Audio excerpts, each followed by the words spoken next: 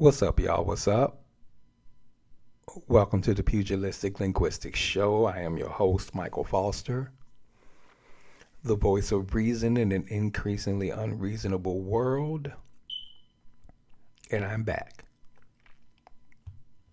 Before I get started, allow me to say like, share, subscribe, like I always do. Hit the notification bell to be notified when new episodes drop. Pass this podcast around via word of mouth. Tell your people about it. Come on out here. Give me 30 minutes of your time. And tell somebody else. Give me 30 minutes of their time, and so on and so on and so on. But more importantly, like and share and subscribe. With that out the way, uh, I I come across a lot as one of those old curmudgeonly type, get off my lawn type dudes. I know I do. And it's partially purposeful just because that's kind of who I am. And it's funny because I've become the person that I used to talk about when I was younger. That old crotchety, mad at everything type dude. On some level, I'm kind of that way. But the reason I am this way is because I legitimately don't understand how these folk move these days. Look, every generation when they're younger, they move differently than the previous generation. You had the baby boomers, and you had the children of the 60s. I don't know if they're the same people, but children of the 60s who moved differently. You got the 70s and the 80s and the millennials and the X and Y and Z and all that. We always move differently than the generation beforehand. But to this point, there was always some undercurrent of sense in the movements of the people. And what I mean by that is you understood why they did what they did, even if you didn't agree with it. Hip hop took over from doo wop, let's say. You may not have been into hip hop, but you understood that was the voice of a generation. So you got it. And then from there, it progressed to whatever, and this generation moved differently than that generation, whatever. But at its core, there were certain rules that were just there. Friendship. You call people a friend, you treated them as such. That's universal. I mean, yeah, you have people who didn't ascribe to that, and I get that. But for the most part, friend, you're a friend. This is what I do for my friends, or people who I call my friends. That was a general undercurrent of this is how each generation moves. It may look different, but it's the same. I got friends to this day that I've known since we were 10, 11, and 12 years old. And we don't have to communicate every day.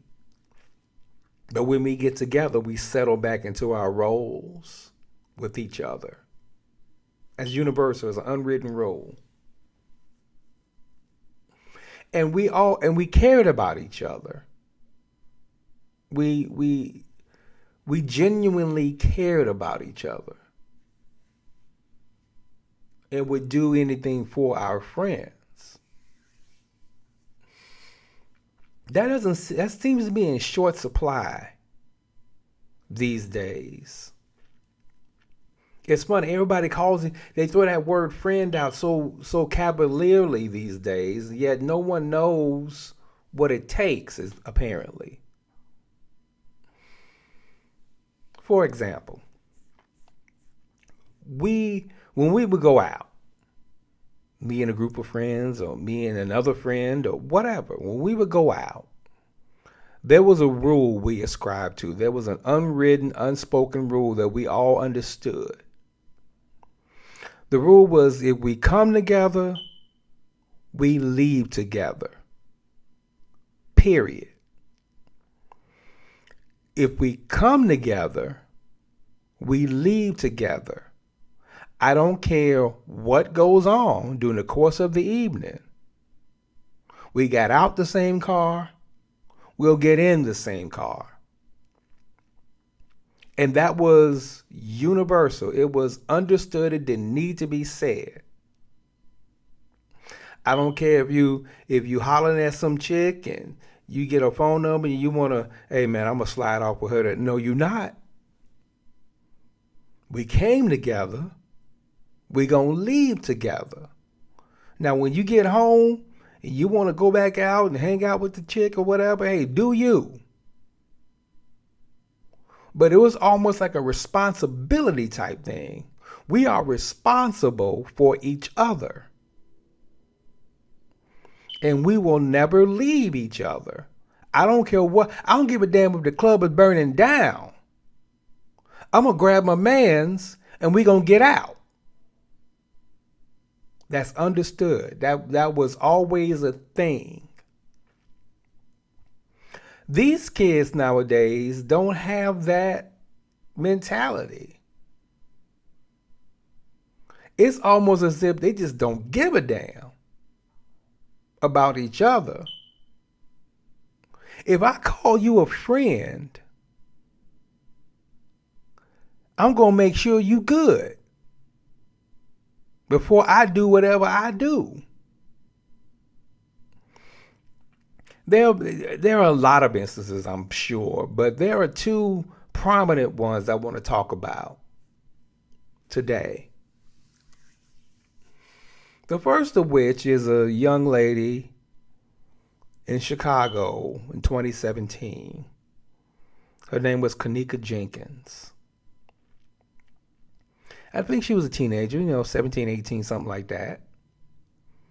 And her girlfriends went to this hotel party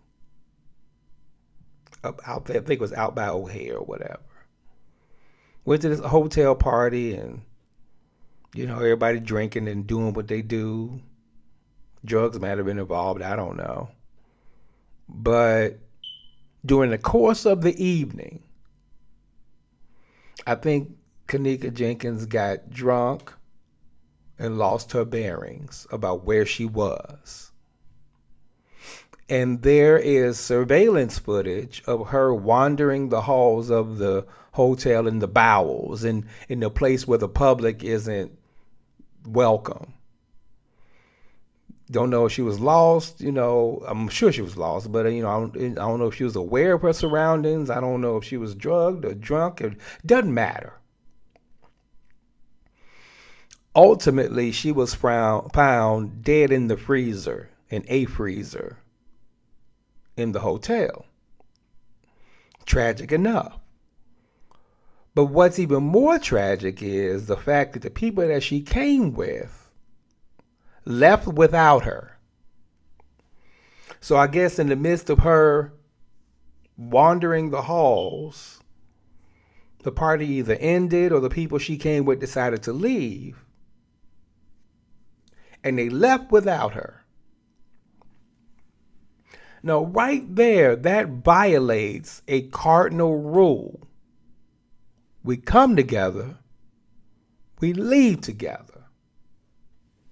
So my generation would be like, no, we ain't going nowhere until we find our people. We ain't going nowhere. Because beyond that, how do you go back to her mother and say, I don't know where she is. We lost her. What the hell you mean you lost my child? Have you no loyalty to her? Have you don't you care? How do you leave without one of the people you came with? Where they do that? Where they raise y'all? Who raised you? How does that happen? We don't We no longer care about each other. All right, man, I'm gonna get on down, man. Whatever, she'll turn up. No, I can't tell you how many. I'm a big in true crime stories and stuff like that. I can't tell you how many times I hear in a story where such and such disappears, and people just assume, oh, I guess she went home. No, she ain't go home. Did you take her home? Hell no. She missing. He missing. Go find him. Go find them. That assumption, well, I guess they found somebody and decided to leave. How do you make that assumption? Where do you get that logic leap from? As opposed to what's staring you in the face. He was just here. He ain't here no more. We can't find him. Let's look for him. That is the most common thing, that if you find him off in the cut with somebody, so be it. Cool. But at least you know. I got some good partners. We don't hang out much anymore. One of us has since gone to glory, but we used to go to Cincinnati every year to bowling tournament. And while we were in town, we would go out in the town and see what the city had to offer. It was about 5 or 6 of us. We would go out, and what we would do, we would post up in different parts of the bar just to keep an eye on things. We wanted to make sure if something jumped off, we knew where everybody was so we can make moves and get on down. The thing about it is we knew amongst ourselves, if something should jump off in the spot, meet at the car. We knew that. If something jump off, meet at the car. That way we ain't got to run around and keep ourselves in danger. No, everybody gets out, meet at the car. If somebody don't come out, that's when we like, okay, we need to go find her. But what we didn't do was, we come with 6, we leave with 5. He'll be all right. No, that's not how this works. It's not how any of this works. And I'm going to keep saying this. If we come together, we leave together. There's a situation going on now. Nolan Wells goes out with a group out on the boat or whatever. First of all, I don't mess with boats, but go out on the boat, and when it's time to come back, the people he was with says he decided he was going to stay on this island. He wasn't coming back. He was going to make his own way back. And they come back to his house with his cell phone. And that's it. The fuck? You left with a whole person. How the hell you come back with only his cell phone? See, we would have said, hell no. Get your ass in this boat. We leaving. And we would have made sure he got his ass in that boat and we left. You can get mad all you want. It's time to go. And we came together. We're going to leave together. But see, the thing is, it was such an unwritten rule amongst us. We didn't put up that type of fight. It's time to go, man. All right, fine, let's go. We come with 6, we leave with 6. But how do you go back to that boy mama and say, well, he decided to stay? Yeah, I know he grown, but, still, he decided to stay. He grown, so no, I don't give a damn how grown you are. I feel, and again, this is a difference in mentality amongst current generation and previous generations. I feel responsible for you when we go out together.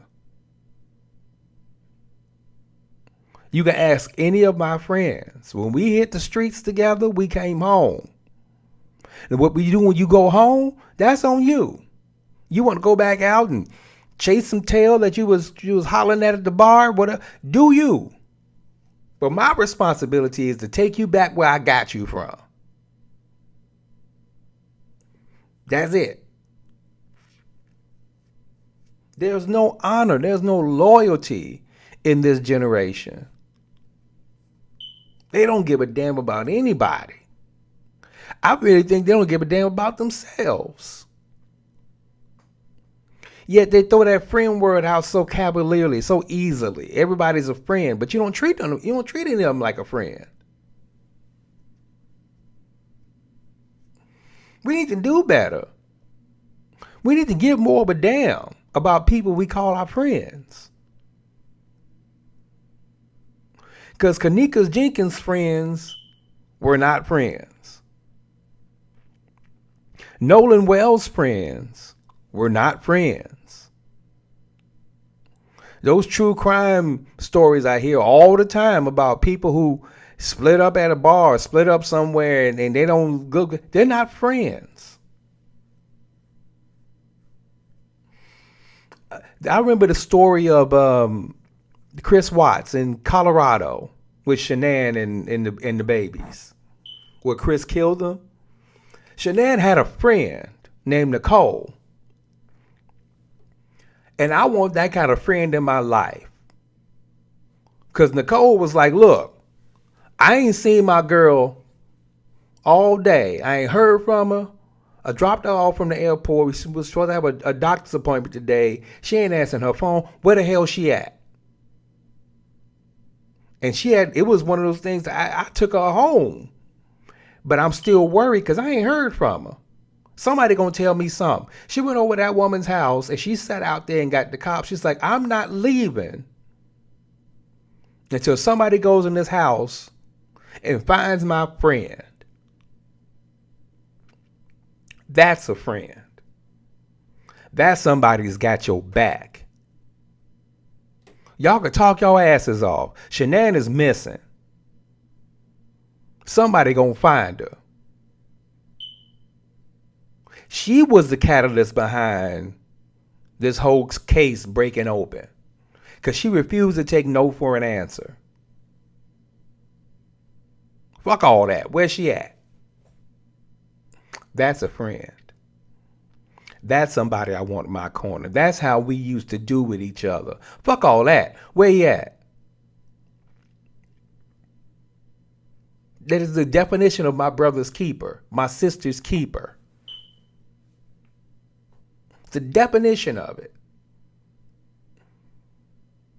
I don't hear from my friends in a couple of days. And you know, if we're, like I said, I got friends that we don't talk every day, so that's not the ones I'm talking about. I used to have friends that we would talk, maybe not every day, but every other day, something like that. If I can't get in contact with you, oh shit, best believe I'm getting in my car and driving to your house. Open the door. Why ain't you answering your damn phone? That's a friend. That's how you treat people that you care about.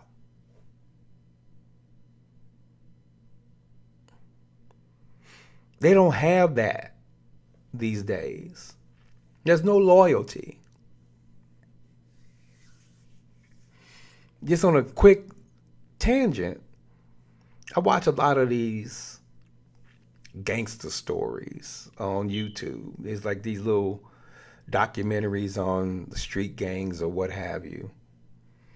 And what I've noticed from older street gangs to these newer, there's a structure, there's a loyalty missing these days. Yeah, street gangs are street gangs. They did what street gangs do. But what they didn't do was backdoor each other. They were loyal to each other to a fault. That's my man. This is the same dude that, you know, we're on the same side. We're doing the same. That's what they were loyal to each other. That was the whole point of this, as warped as that logic was. These days, people from the same set will backdoor each other. let somebody let one of the ops know how this dude is moving, and this is supposedly your man's. They backdoor each other left and right in this generation. There's no loyalty. They aren't friends. They aren't brothers. That is a macro extrapolation from the central point of my diatribe here. There's no loyalty in this generation, period. They're loyal to nothing, not even each other. That's wild to me. So, no, what's the solution? I don't know what the solution. Well, I mean, the solution is simple. Start giving a damn about each other. How do we get there? Start giving a damn about each other. That's kind of that simple. Stop calling everybody your friend. Everybody ain't your friend, y'all. It's okay to have associates. It's okay to have acquaintances. Everybody ain't your friend. Because when shit get thick, is this person going to stop their lives to make sure you good? That's a friend. That is a friend. Again, this Nicole in Shanann Watts' life, that's who I want in my corner.